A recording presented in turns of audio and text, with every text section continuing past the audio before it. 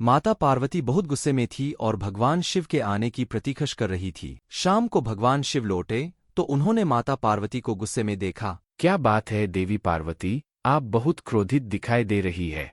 क्रोध न करूं तो और क्या करूं स्वामी, आप तपस्या में और अपने अन्य कार्यों में इतने व्यस्त रहने लगे हैं कि आपने मेरी ओर तो ध्यान देना बिल्कुल ही बंद कर दिया है। जाइए, मैं आपसे बात नहीं करूंगी। अरे अरे देवी पार्वती, इतना क्रोध क्या करूं, बहुत सारे कार्य थे जिन्हें करने में वक्त लग गया। पर आप बिल्कुल भी समय नहीं देते हैं। आपको पता है न, मैंने प्रातःकाल आपको क्या कहा था कि आप मुझे भ्रमण के लिए लेकर जाएंगे, पर आपने वो वादा पूरा नहीं किया। आज नहीं, पिछली कई दिनों से मैं आपको ये बात कह रही हूँ कि मुझे भ्रमण पर जाना है। अच्छा ठीक है, कल तो मुझे बहुत जरूरी कार्य खत्म करने हैं, उसके पश्चात चलते हैं। अच्छा कुछ बनाया है?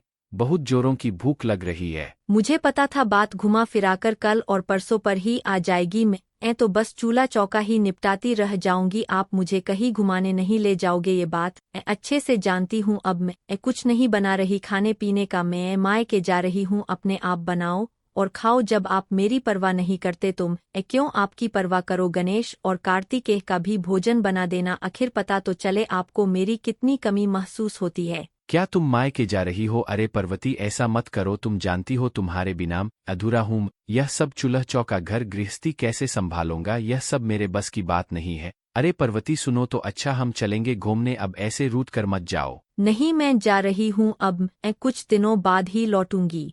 माता पार्वती पूरी तरह से रूठ चुकी थी। भगवान शिव जानते थे अब वो कुछ दिनों के बाद ही जब खुद उदास होंगी तो लौटाएंगी, पर कब ये नहीं पता था माता पार्वती मायके चली जाती है और घर की और बच्चों की सारी जिम्मेदारी अब शिव जी पर आ जाती है। भूख लगी है, भूख पिताश्री, जल्दी जल्दी भोजन लाइए, भूख से मेरे पेट में दर्द हो रहा है। मुझे भी बहुत जोरों की भूख लगी है, पिताश्री जल्दी से भोजन लाइए। हाँ ला रहा हूँ नंदी, जरा मेरी मदद करो, मैंने रोटियां तो बना ली है, तुम बस मेरे साथ बच्चों को देने में मदद करो। ठीक है प्रभु।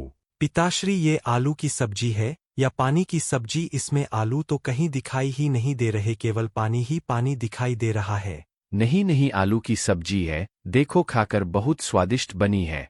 पिताश्री रोटियां तो जली हुई है, एक भी रोटी ऐसी नहीं जो हम खा सके, आपने सारी रोटियां जला दी। पिताश्री रोटियां तो जली हुई है, एक भी रोटी ऐसी नहीं जो हम खा सके, आपने सारी रोटियां जला दी। कार्तिक भैया, लगता है माताश्री की अनुपस्थिति में हमें तब तक ऐसा ही भोजन मिलेगा जब तक कि वो लौट नहीं आती। प्रभु, सब्जी में नमक ज्यादा हो गया है। नंदी, जो बना है चुपचाप खा लो, मैं वैसे ही बहुत परेशान हूँ। ये सब काम सचमुच पार्वती इतनी आसानी से कैसे संभाल लेती है, मुझे अभी तक समझ नहीं आ रहा। मेरे लिए तो ये घर के काम करना असंभव है, ये गृहिणी ही कर सकती है।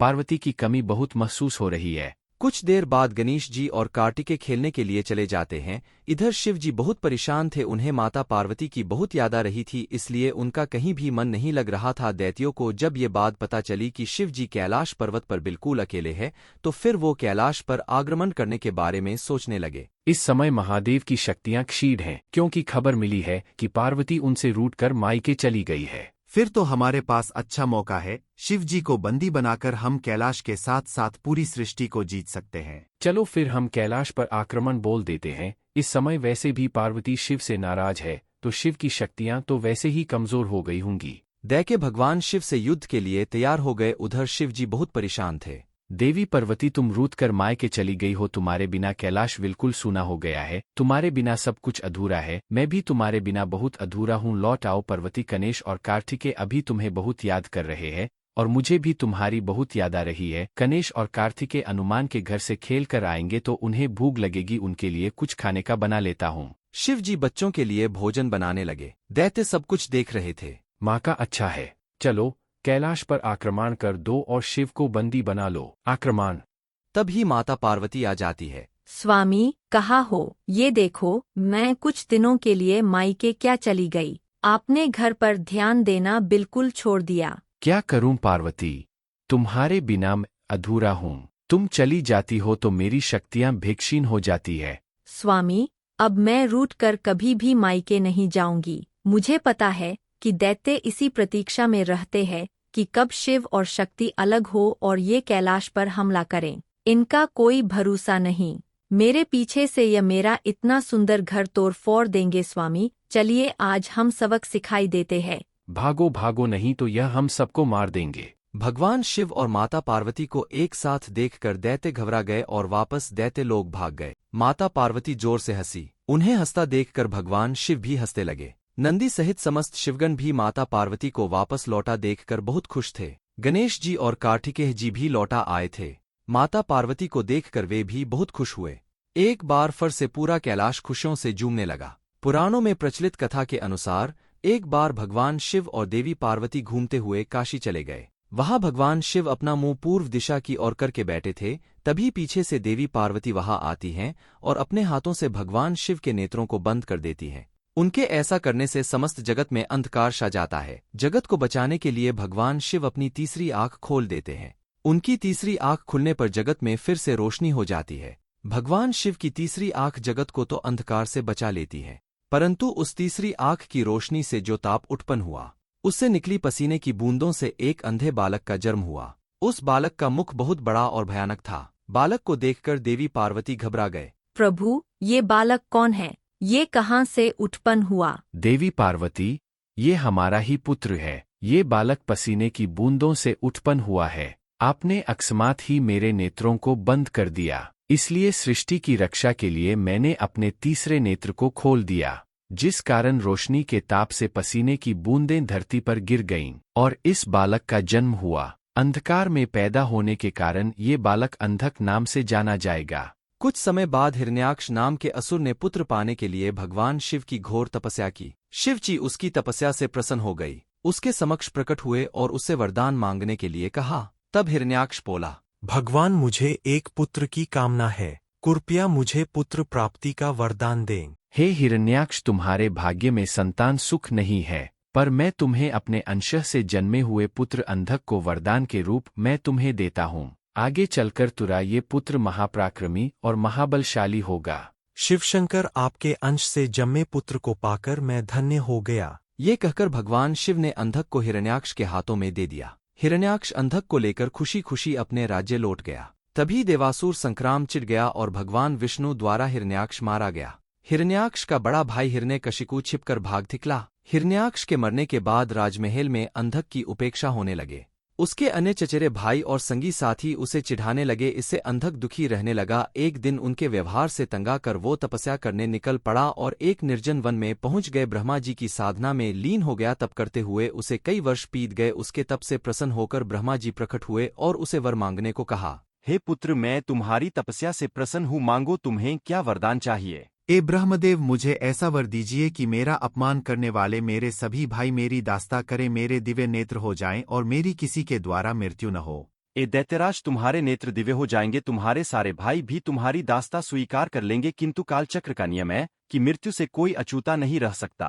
तो फिर ऐसा ही वरदान दीजिए कि मेरे शरीर से निकले रक्त की एक एक बूंद से मेरे जैसे पराक्रमी वीर उत्पन्न हो जाएं और मेरा अंत तभी हो जब मैं अपनी माता पर को दृष्टि डालूं।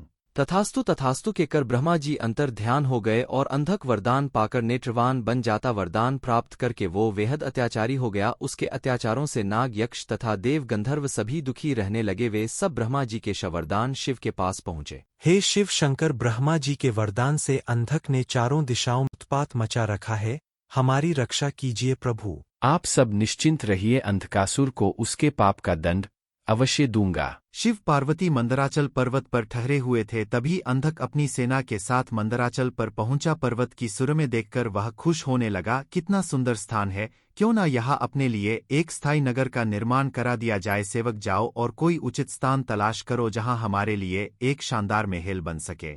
जो आज्ञा महाराज। आज्ञा पाकर सेवक उचित स्थान की खोज में निकल पड़े। कुछ दूर जाने पर उन्होंने भगवान शिव और देवी पार्वती को देखा। वह सुंदरी है, लेकिन यह इस तपस्वी के पास क्या कर रही है? इसे तो राजमहल की शोभा होना चाहिए। चलकर महाराज को सूचित करते हैं। चलो चलो, महाराज को बताते हैं। क्या सुंदरी, इस पर्वत पर जाओ और उस सुंदरी को उठाकर मेरे पास ले आओ और उसके साथ जो तपस्वी पुरुष है उसे कह देना कि मैं दैत्यराज अंधक का दूत हूँ और उनके लिए इस सुंदरी को ले जाना चाहता हूँ। दूत पुनः उसी स्थान पर जा पहुंचा। उसने अंधक का आदेश उन्हें कह सुनाया। इस पर भगवान शिव क्रोधित हो गए। अंधक ने सेना एकत्र की और आक्रमण कर दिया। सुंदरी को मैं अपने साथ लेकर ही जाऊंगा।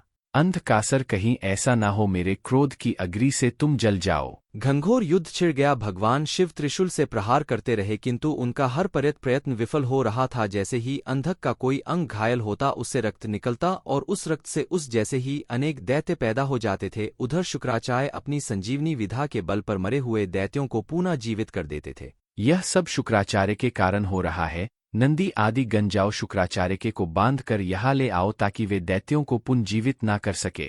जो आज्ञा प्रभु।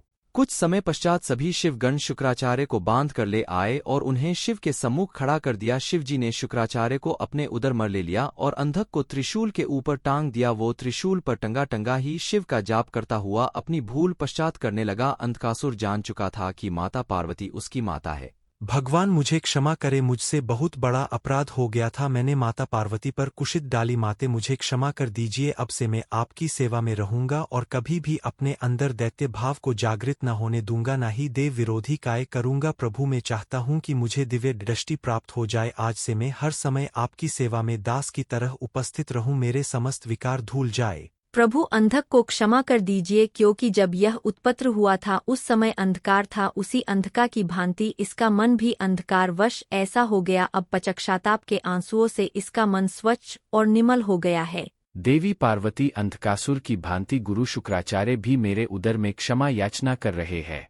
हे शिवशंकर, हे भोलेनाथ, मेरा अपराध क्षमा कीजिए, मुझे अपने उदर से बाहर निकालिए। प्रभु मुझे क्षमा कीजिए। ओम नमः शिवाय, ओम नमः शिवाय, ओम नमः शिवाय। अंधकासुर और गुरु शुक्राचार्य की विनती करने पर भगवान भोलेनाथ उन दोनों को क्षमा कर देते हैं। गुरु शुक्राचार्य भगवान भोलेनाथ के उदय से बाहर आ जाते हैं। पश्चात अंधकारसुर को क्षमादात देकर भगवान भोलेनाथ अंधकारसुर को अपने शिव गणों में स्थान देते हैं और अंधकारसुर भगवान भोलेनाथ और माता पार्वती की सेवा में अपना जीवन संपन्न कर देता है।